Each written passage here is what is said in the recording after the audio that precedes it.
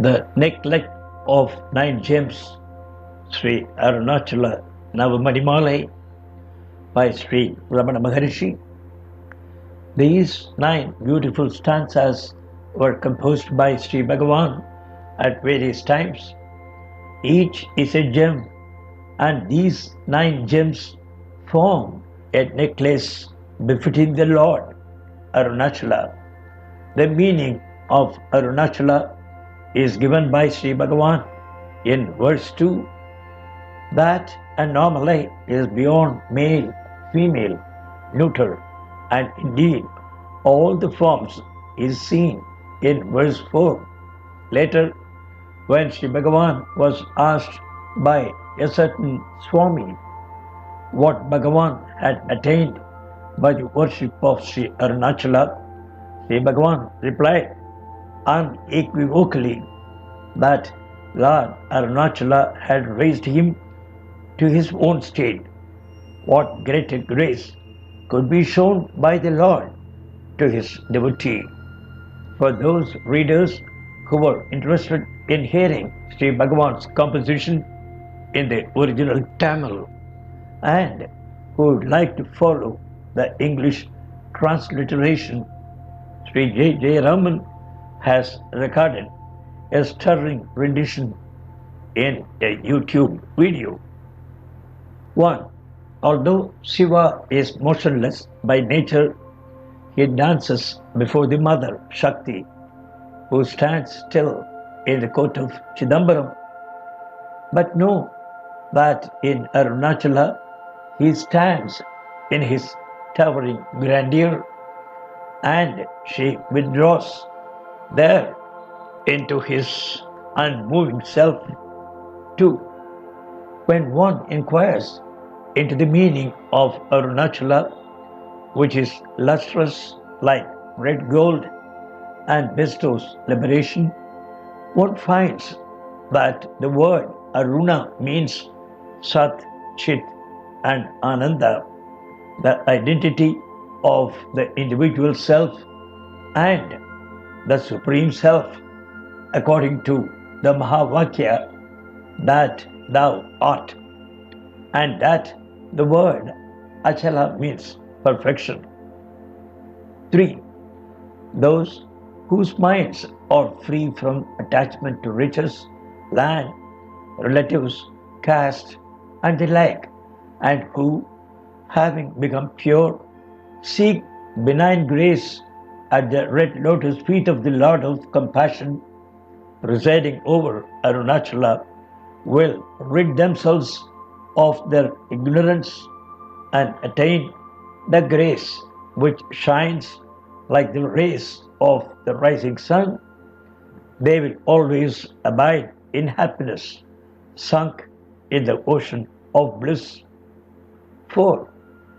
Anomaly, delight of my eyes, Lord, who art consciousness itself, beyond differences of male, female, and neuter, do not think of letting me pine away in despair as one unmindful of thee.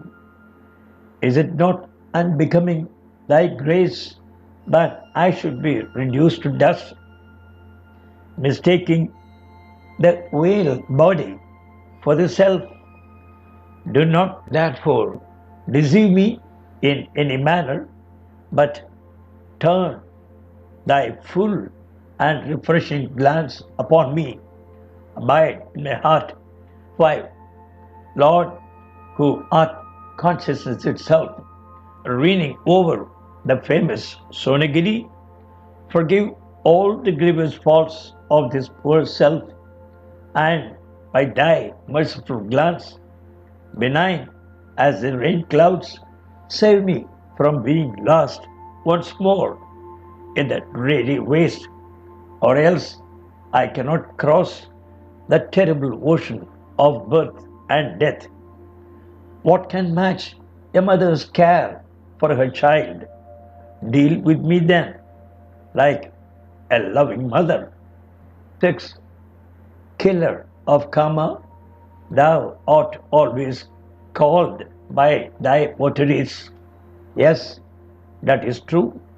But Lord of Arunachala, I doubt whether this name fits thee. If it is fitting, how can the mighty, invisible one, Kama, brave and valiant though he be, dare to creep into a mind sheltering under thy feet, who art his killer? 7. Annamalai, as soon as thou didst claim me, my body and soul were thine. Can I then lack anything? I can think only of thee hereafter, not of merit and demerit. O my life, do as thou wilt with me, then, my beloved, but grant me only ever increasing love for thy dear feet. 8.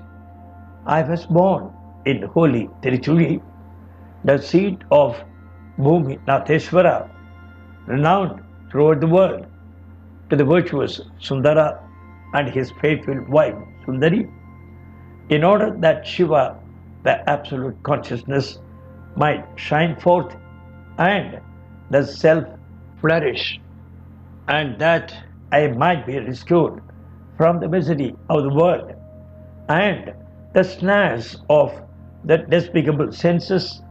The Lord of the Red Hill, Arunachala, raised me to his state. 9.